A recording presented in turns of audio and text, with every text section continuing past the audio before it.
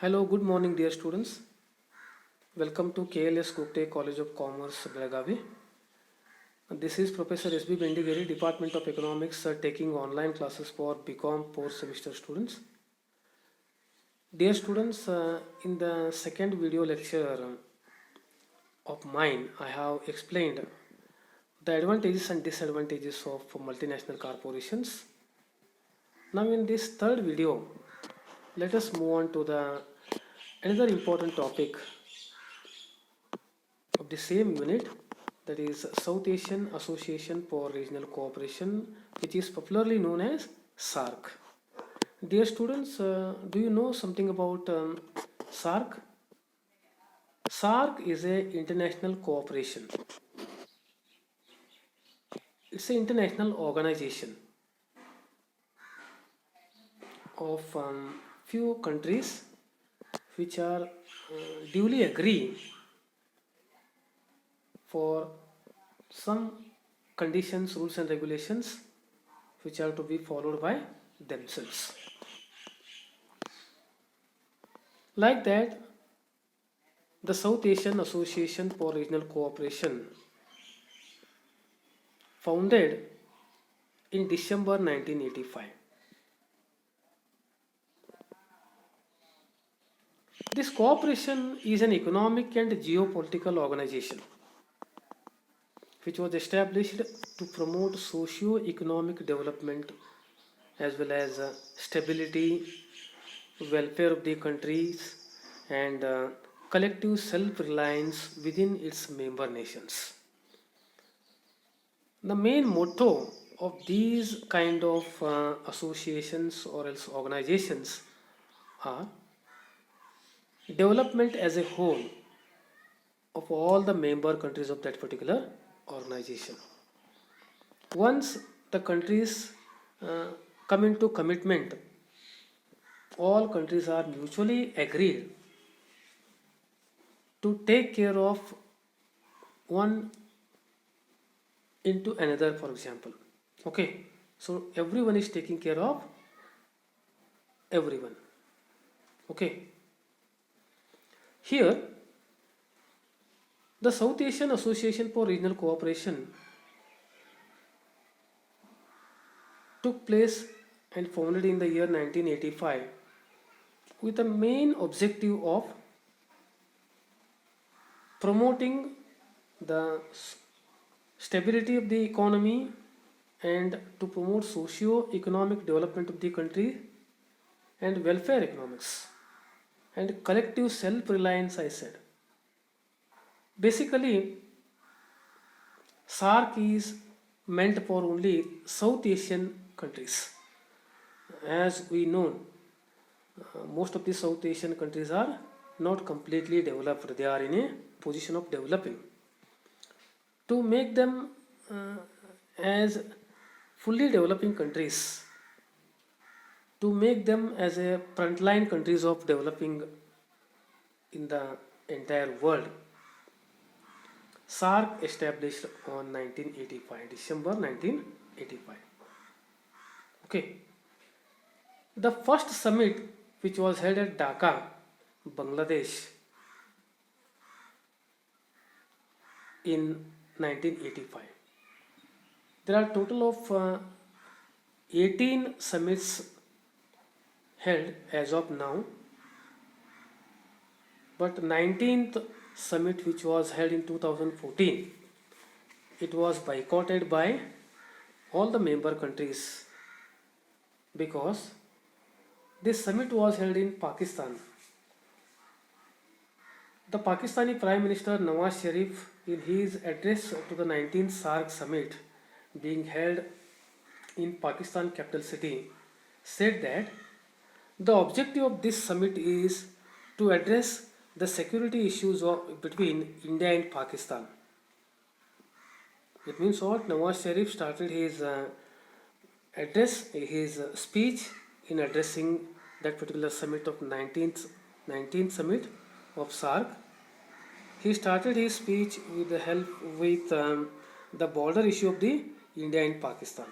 So hours after, Indian Prime Minister Sri Narendra Modi decided to boycott the SAARC summit in the wake up of Uri terror attack, and other countries also supported this boycott.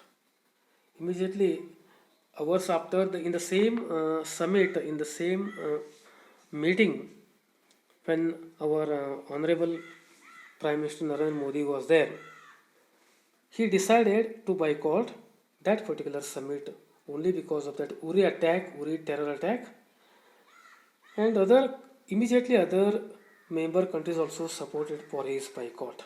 Because of that, 19th summit was completely cancelled. So total number of summits as of now are took place under SAARC are 18. Okay. So present headquarter and permanent secretariat and chairmanship remains with Kathmandu, Nepal. Dear students, here you have to understand one important thing. Sometimes one objective question may comes in the examination. Mention the headquarter of SAARC. The right answer for that is Kathmandu, Nepal. Okay.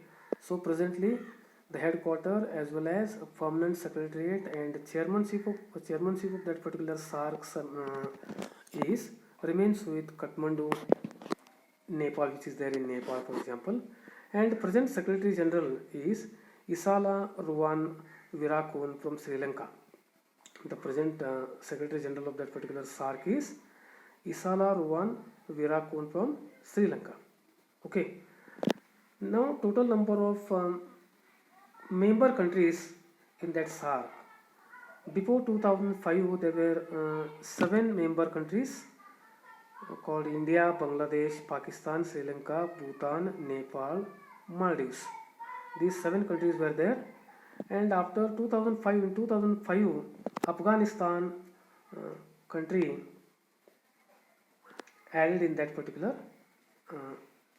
membership. Okay, so now as of now there are 8 member countries are there in SAARC. Okay, and SAARC is the largest of any regional organization in case of population. Okay, if we are looking at the population of the number of different international organizations, the SAARC is one of the largest organization in the entire world, which is having the largest population because India is one amongst them. So India is standing in the second position in case of population. Okay, and the then Prime Minister Rajiv Gandhi described its birth as a new dawn, means the sunrise. The then Prime Minister, who was the Prime Minister, Rajiv Gandhi was the Prime Minister at that time, he called it the same SAARC as a new dawn. It means it's a sunrise, it's a new, for example, sunrise, it's a new era for these member countries. According to Rajiv Gandhi, what he said, it's a new birth in the sense, new dawn in the sense, changes can be happened after the establishment of SAARC, he said. Okay, so this is about the introduction part of the SAARC. Now look at the objectives. The main objectives of South Asian Association for Regional Cooperation are to overcome the problems of poverty, illiteracy, malnutrition and diseases. Whatever problems I read now, these are the basic and burning problems of almost all developing countries as well as Asian continental countries. Okay, so in Asian continental countries, most of the countries are backward as well as not completely developed, and only few countries are developing, and poverty and illiteracy, malnutrition and diseases are followed right from beginning. Okay, so because of that, the first objective which was focused by SAARC was how to solve the problem of poverty, illiteracy, malnutrition as well as diseases. Okay, look at the second objective, to promote welfare of the people of South Asia. You know, this SAARC is meant for only South Asian countries, that too for only 8 countries which I mentioned earlier. Okay, So to promote welfare of the people of South Asia and to improve their quality of life. If we are looking at the quality of life of the human being in South Asian countries, they are very poor. Take the example of India. India is the richest country in population, but its inhabitants like you and me are very poor. To bring them in a front line, to increase their quality of life, to overcome the problem of poverty as well as unemployment, SARC has taken a positive step to increase the welfare of the entire society of the countries of the SARC. Okay. Third one, to accelerate economic growth, social progress, and cultural development in the region. Especially what happened in these Asian countries is these Asian countries are always believe in, for example, social customs, religions, beliefness, uncivilized cultures, for example. Okay, and they always restricted by their families. To overcome by these complex rigid activities, SARC has took a positive step to overcome these problems and accelerating economic growth in a very faster rate. Most probably what happened is in only these Asian countries such kind of social unhappiness, okay, and social beliefness is more compared to other developed countries. Look at the next objective, to provide all individuals the opportunities to live in dignity and realize their full potential. Very interesting. As I said, the people of these countries are always living in poverty. They always they are not, for example, enjoying their luxurious life, and they always born in debt, born in debt and live in debt and die in debt. To overcome by that permanent indebtedness, SARC has decided to provide all opportunities to the people of those member countries of SARC and to understand their full potential. Means most of the people of these Asian continental countries, they don't understand, they don't know what is the strength of they don't know what is their strength. To understand, to realize their own strength and to make it use for full potential, SARC has took a positive step towards that. Okay. Now look at the another important objective of the SARC is to improve and strengthen collective self-reliance. Self-reliance means self-independent. To make people of these Asian continental countries of SARC, to make them self-independent. It means whatever they want, they have to survive it, they have to make it. Okay, so to make them self-reliance, SARC established on 1985. Next one, to promote active collaboration and mutual assistance in economic, social, cultural, technical and scientific field. To promote active collaboration, collaboration means with the help of SARC, each country can mobilize their own mutual assistance, economic assistance, social assistance, cultural, technical as well as scientific assistance. Whatever help they want, whatever for example requirements they want, they can get it from SARC as well. Okay, look at the last important objective of the SARC is to strengthen cooperation among themselves and with other developing countries. They need to cooperate with one another.